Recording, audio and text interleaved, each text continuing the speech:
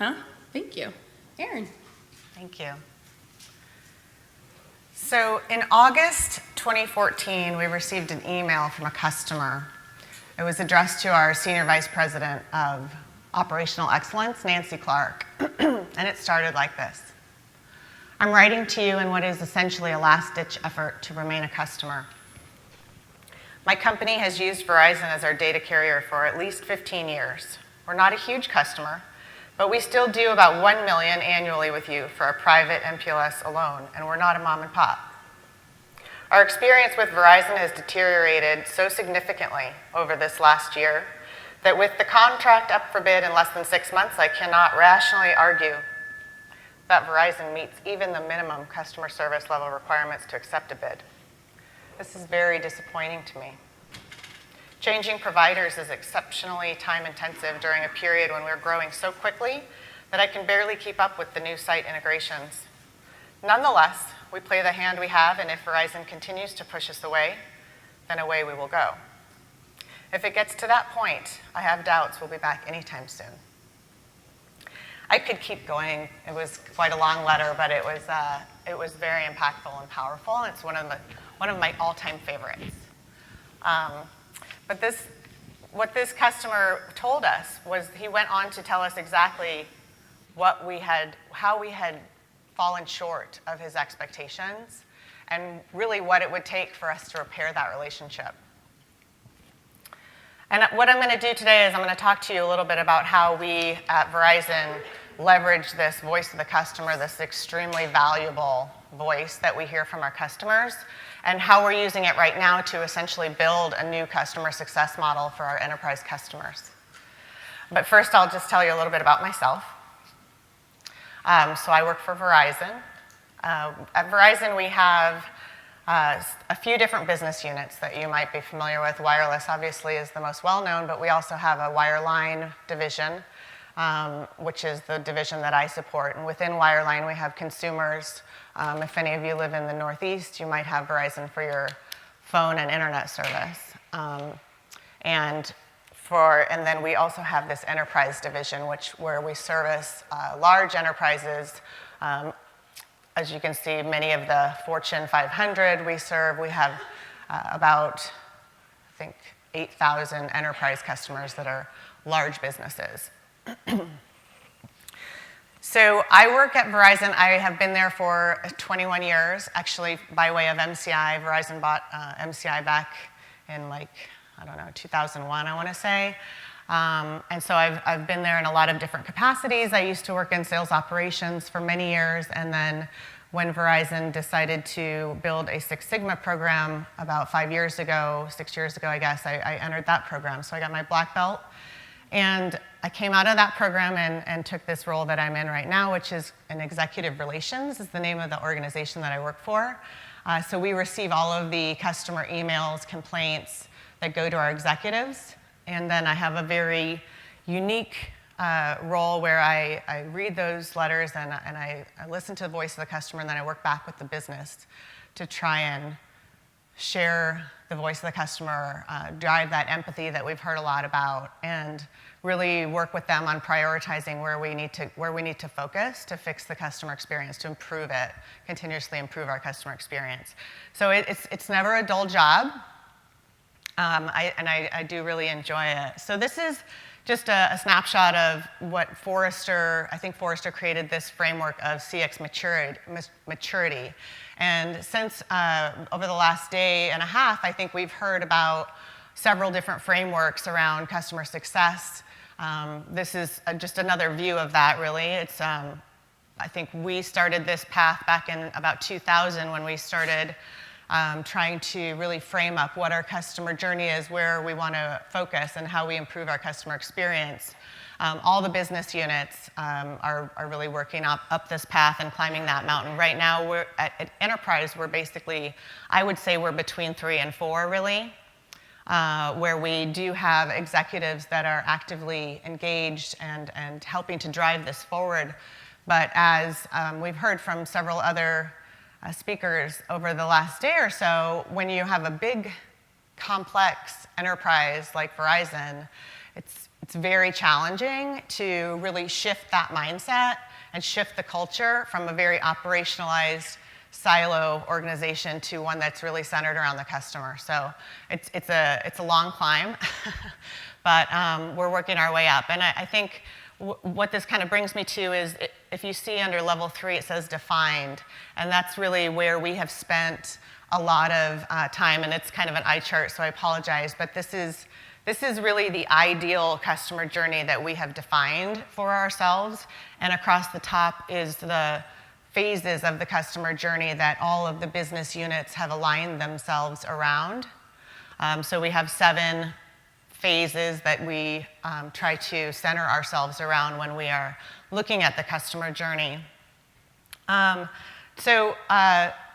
For example, I would say, if you probably can't read all this, but under bill and pay, we know that our enterprise customers specifically have jobs to do, right? They're not, they don't have time to waste. They don't want us to waste their time. If they have an issue, they want us to fix it quick, remove that friction, and let them get on with their jobs.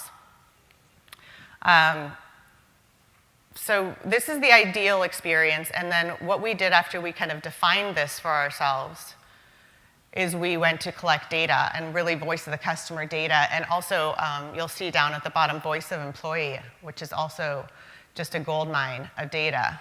And so what we did was we looked into, we have multiple systems, right, across the business, and what we did was we tried to search out that data, that voice of the customer data that would help us understand where do we need to focus for these customers, for customers like this one that emailed Nancy Clark.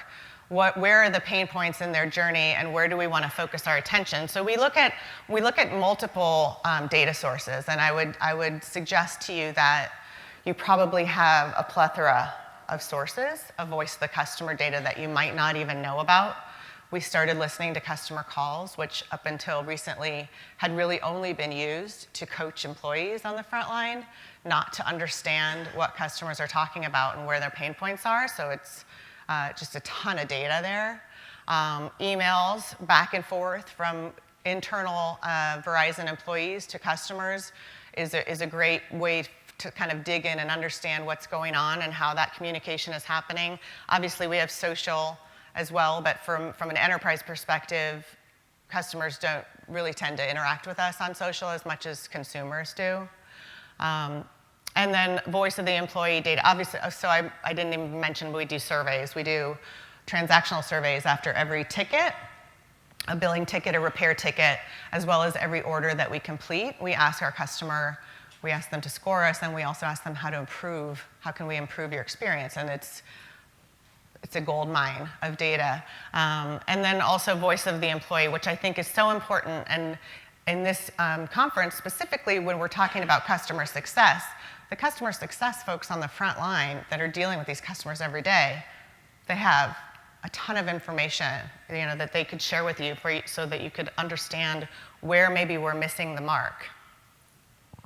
So we took the data from across the journey and we tried to understand where are the pain points, where's the friction, as we heard in the prior keynote. Where is that friction that we need to pull out of our customer's journey? And we understand across the pillars, based on all of those sources of data, this is actually a prioritized, quantified top 3 issues that we found, and I tried to genericize it a little bit because I don't think I'm allowed to share the actual thing, but it is, we know that there are points of friction across the journey.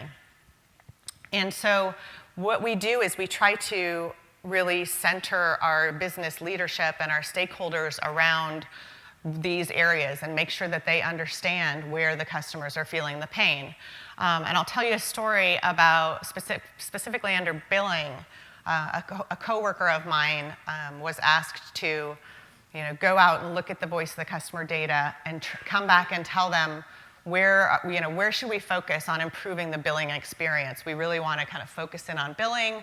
We want to understand how we fix that. And my coworker, Carrie, went and did that due diligence and pulled the voice of the customer data and analyzed it, and did a Pareto chart on it, and came back with, our customers are really talking and telling us about the difficulty they have paying their bill, right? We don't make it easy for them to just pay a bill.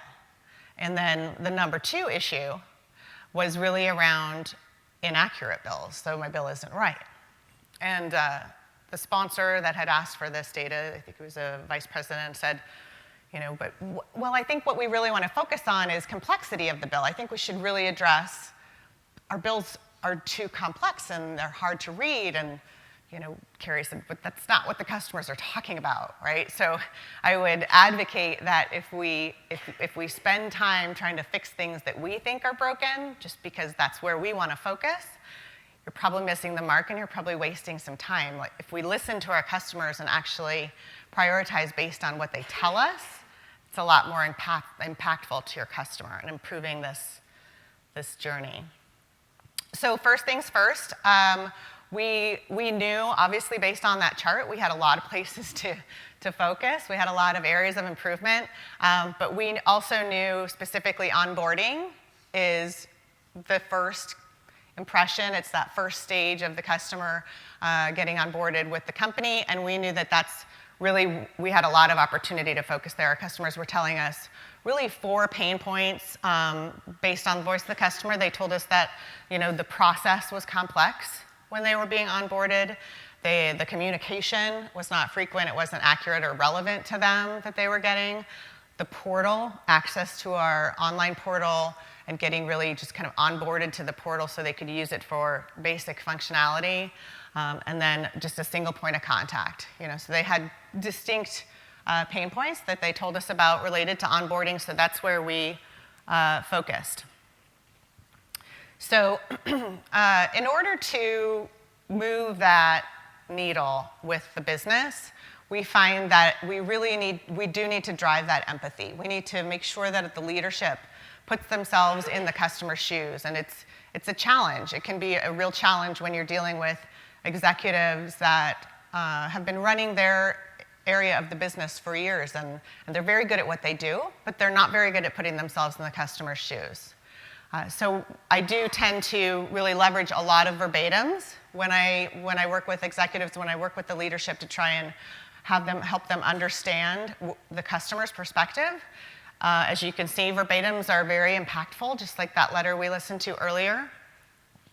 But there's additional options that sometimes recording snippets of calls and sharing those with your leaders, getting customers on the phone. Focus groups obviously are another option. But what we did was we got a group of cross-functional leadership together. This was just about a month and a half, 2 months ago. Leaders from across the business that interact with this segment of customers that we were focused on. And we brought them together and we had a workshop where we shared the voice of the customer. We spent a good part of the first day just looking at verbatims, walking through that map that I had up there earlier to really make sure everyone was grounded in where the customer was feeling pain.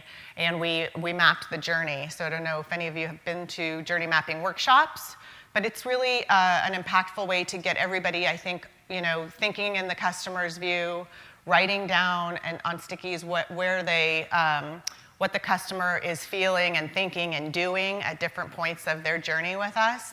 And I think it really gets folks into the mindset of actually being a customer, reading the verbatims, thinking about what the customer is feeling as they go through different parts of the journey. So we mapped the journey, and we came out of that workshop with a path forward of how we were going to attack the onboarding specifically, and then from there, really moving on into the rest of the customer success model that we were trying to build. We have a plan in front of us. We've also scheduled monthly customer insights reviews with the leadership team that was part of this workshop with us to make sure that we are constantly keeping a pulse on what our customers are talking about. Are we making an impact with the things that we're rolling out to improve their experience? We have an onboarding team that is, I believe, going into training next week.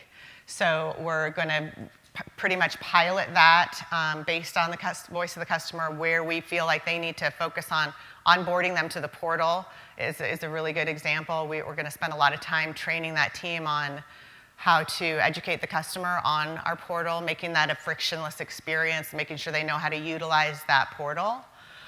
So we have a path in front of us, and we are going to make sure that we keep that constant pulse on the voice of the customer, make sure there's no emerging trends that we need to be aware of, and also just making sure that we're making that impact as we go. So I would like to just recap really quickly on kind of the takeaways of how to get started on something like this. If you are interested in leveraging the voice of your customer to try and improve your customer experience, specifically as it relates to your customer success teams, number one is make sure you understand that journey. I think we heard a lot earlier this morning about putting things in the context of your customer's journey. I will tell you, interestingly enough, when we started building that, defining that journey, I can't tell you how many times we had to fight to put those phases into the words of a customer experience as opposed to pre-sales, contract, deliver, post-sales. It didn't resonate to people at all that that's not a customer journey. That's not a customer journey. That's our journey, right? So understand your customer journey from their perspective. Gather that voice of the customer. As I mentioned, you probably have a ton of voice of the customer data in your company, and so don't survey your customers more just to get more data until you understand what you have, right? Because there's nothing that irritates a customer more than answering questions they already answered and we didn't do anything with it. Create empathy, so important to get your stakeholders to understand the pain that your customers are going through and feel that pain with them. Just really helps to, I think, get people on board and get those stakeholders to drive your initiatives forward. And then put your roadmap to success on the board. Know what you're going to tackle first. Maybe try piloting some things, iterate as you go. I think sometimes we tend to want to boil the ocean, but if we step back and really just try implementing one thing at a time and testing that and making sure that it's working, and then iterate from there, I think that's sometimes a better way to go. And so these are kind of the lessons learned, and I would just close it out with kind of a wrap-up on the customer we heard from first, and kind of to the point of making an impact and iterating. When I first read that letter, I shared it with the leadership that owned, the vice president of sales that owned that customer, and I really begged him to implement a change for this customer. Give him a point of contact, let's see if we can make a change and turn this customer around. And obviously, just putting a person on every pained account isn't the answer, but we wanted to just kind of show that we could save this customer, we could get him to renew, and we can figure out where we're falling short. So that was 2 years ago, but we did save that customer. So that was a positive, and now we're really trying to just expand that reach to this broader base of customers that are really kind of in that same boat where they have just too much going on and we're not giving them enough resources to really support them in the way that they need to be supported. So listen well, listen often, prioritize your areas of focus, and then make that impact and try and grow from there. I think that's all I have. So are there any questions? Yes. So first of all, thanks very much for a great talk. Thank you. Customers was a gift. It's wonderful that you are taking ownership of that. Now you mentioned that one of your colleagues did a Pareto analysis and some of the stuff. So my question to you is, what's the repository and what's the taxonomy you might use to classify all this anecdotal data, snippets of information, emails from customers? How do you do that? That's a great question. So for those of you that may not have heard him, he's asking how do we take all that data, specifically the verbatims, the text, and turn it into something that's quantifiable and categorized and something that you can share and really focus on. And so just a quick plug for Clarabridge, because I use that tool all the time. It's a great tool for doing text analytics. We also use Medallia. So there's a lot of, I think, platforms out there that help to do text analytics. There are definitely challenges. It's not easy to do. It takes some work, some like human work, but things like we record our calls and they're translated and then we can upload them into tools like Clarabridge, same with emails or ticket notes. I mean, there's a ton, right? And you kind of have to figure out where do you focus and what data is going to give you the most bang for your buck. The surveys are awesome. They give, because we basically ask our customers, how can we improve, and they tell us. Also, the complaints are a gift, as you mentioned.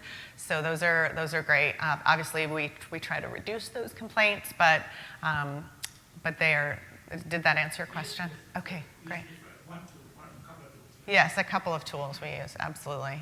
You mentioned the calls. You can actually upload the calls, because that was one question I had, is how do you scale listening to phone calls to actually get value from that? Yes, there are tools that translate the words to text, and then you can upload the text. It's not 100% accurate, but it's definitely useful. Great. Absolutely. Awesome. Thank you so much, Erin. Okay, thank you. Let's give her a round of applause. Awesome.